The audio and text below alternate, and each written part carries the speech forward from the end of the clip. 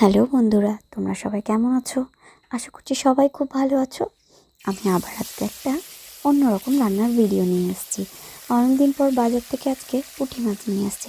পুঁটি মাছ এখন বাজারে সেই রকম আর পাওয়া যায় না, সব চায়না পুঁটি।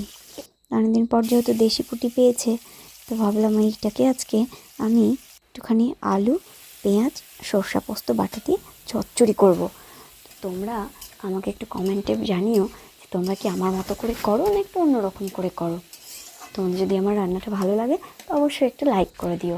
তো আমি দেখো প্রথমে মাছটা ভেজে নিই সুন্দর করে, কড়া করেই ভাজি। এবারে কড়াইয়ের মধ্যেই তেলের মধ্যে পেঁয়াজটা দিয়ে দিই। পেঁয়াজটা যখন একটু ভাজা ভাজা হয়ে যায় তার মধ্যে একটু আলুটা দিয়ে দিই। আলুটা দিয়ে একটু নাড়াচাড়া করে তার মধ্যে হলুদ, লবণ আর সর্ষে পোস্ত বাটাটা তার মধ্যে দিয়ে দিই। দিয়ে এক বাটি মতো জল দিয়ে ঢাকা দিয়ে রেখে দিই।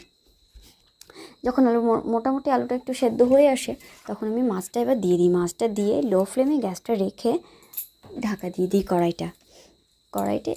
এবার যখন দেখি যে মোটামুটি মাছগুলোর মধ্যে একটু ঝোলগুলো ঢুকে ঢুকে এসেছে তখন আমি গ্যাসটা বন্ধ করে দিই এবং নামানোর আগে আগে অল্প কাঁচা সর্ষের তেল আমি তার মধ্যে ছড়িয়ে দিই।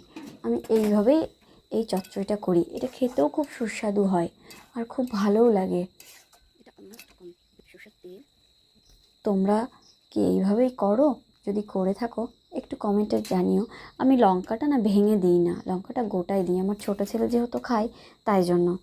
তো সবাই ভালো থেকো। ওকে, টাটা, বাই বাই।